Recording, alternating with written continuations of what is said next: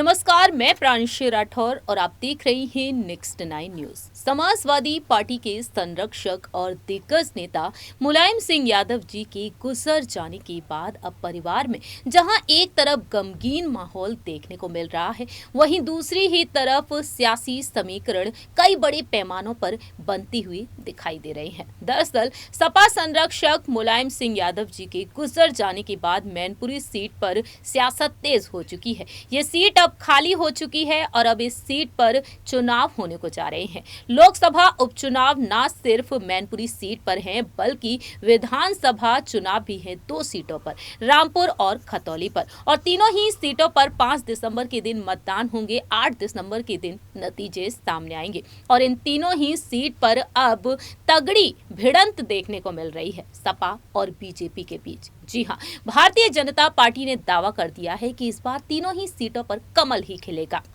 वहीं गोला गोकर्णनाथ सीट पर हार का सामना करने के बाद सपा प्रमुख यानी कि मुलायम सिंह यादव जी के बेटे अखिलेश यादव तमाम बड़ी बड़ी रणनीतियां बना रहे हैं। अपने चाचा प्रसपा प्रमुख शिवपाल सिंह यादव को वह मना चुके हैं। अपनी पत्नी डिंपल यादव को उन्होंने प्रत्याशी के तौर पर मैनपुरी सीट से मैदान में उतार दिया है। अब देखना दिलचस्प ये होगा कि क्या यहाँ पर डिंपल यादव नेताजी की सीट को, विरासत को बचा पाएंगी। खैर, ये तो वक्त के साथ साथ ही पता चलेगा। फिलहाल देखा जाए, डिंपल यादव, अखिलेश यादव, शिवपाल सिंह यादव, अभय राम यादव, महासचिव प्रोफेसर राम गोपाल यादव के साथ साथ धर्मेंद्र यादव और तेज प्रताप सिंह यादव स्टार प्रचारक के तौर पर मैदान में उतरे हुए हैं। वहीं वरिष्ठ नेता आजम खान को भी स्टार प्रचारक बना दिया गया है।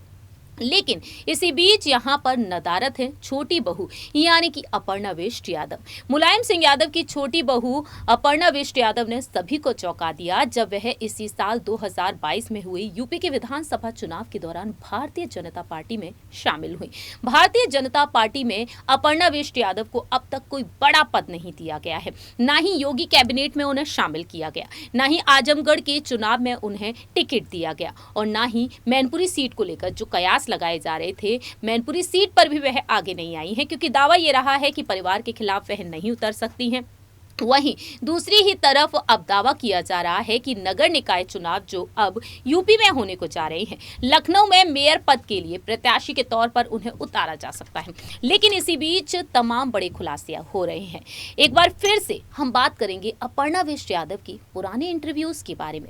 जैसा कि हमने आपको बताया ही था बीती पिछली रिपोर्ट में कि अपर्णा ने बताया कि वह अपने परिवार के लिए एक फेविकॉल है। वहीं दूसरी ही तरफ उन्होंने कहा कि अखिलेश भैया जो भी फैसला लेंगे वो फैसला उन्हें स्वीकार होगा, उस फैसले को वह स्वीकार करेंगी। लेकिन जब अपर्णा बिष्ट यादव से सवाल पूछे गए बीजेपी में शामिल होने के बाद कि आखिरकार क्या सपा में उन्हें टिकट नहीं मिला था, उस वक्त उन्होंने क्या कुछ कहा था। दरअसल अपर्णा बिष्ट यादव जिन्होंने चुनाव नहीं लड़े, अपर्णा बिष्ट यादव जब सरकार बन गई यहाँ पर भारतीय जनता पार्टी की, तब उनसे पूछा गया कि उन्हें टिकट क्यों नहीं मिला। तब उन्होंने कहा कि अपना फैसला शीर्ष नेतृत्व पर छोड़ दिया जाता है। मैं चाहती हूँ कि मुझे जो भी मिले मेरे काम के आधार पर मिले। मैं ये नहीं चाहती कि पार्टी छोड़कर आने पर मुझे टिकट दे दिया जाए। मुझे राष्ट्रीय आराधना के साथ आगे जाना था। आदरणीय मोदी जी और योगी जी के साथ अपना जीवन पढ़कर यूपी के लिए मुझे काम करना था। वहीं सपा में आपको आपका हक नहीं मिला। इस पर उन्होंने क्या कुछ कहा, उन्होंने यहाँ पर कहा कि जिसकी वह हकदार थी वो हक उन्हें नहीं मिला। वह कहती हैं कि परिवार के विमुख आज भी नहीं हूँ। परिवार में जो भी बड़े हैं मैं उनका सम्मान करती हूँ। जो महिला अपने घर को अच्छा करना चाहती हैं वो भाजपा के साथ हैं और योगी जी, मोदी जी की नीतियों के साथ हैं।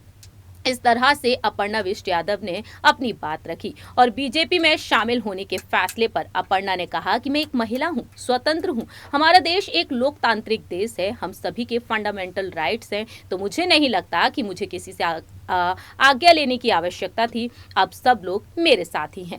अपर्णा बिष्ट यादव से यहाँ पर पूछा गया क्या परिवार ने उनका साथ दिया। उन्होंने साफ तौर पर कह दिया कि वह एक स्वतंत्र महिला हैं। सभी ने उनको आशीर्वाद दिया, यानी कि नेताजी ने उन्हें आशीर्वाद दिया, अखिलेश यादव ने, डिंपल ने और उनके पति प्रतीक यादव भी उनके साथ हैं। फिलहाल देखा जाए, देखना ये दिलचस्प होगा कि अपर्णा बिष्ट यादव मैनपुरी चुनाव के लिए डिंपल के समर्थन में उतरती हुई दिखाई देंगी या फिर नहीं। ये वक्त के साथ साथ ही पता चलेगा। लेकिन राजनीतिक गलियारों में जब तक सपा में कहीं अपर्णा विष्ट यादव उस वक्त तक डिंपल यादव के साथ नजर आए। हमारी इस खास रिपोर्ट में इतना ही। बाकी की तमाम अपडेट्स के लिए आप देखते रहिए नेक्स्ट 9 न्यूज।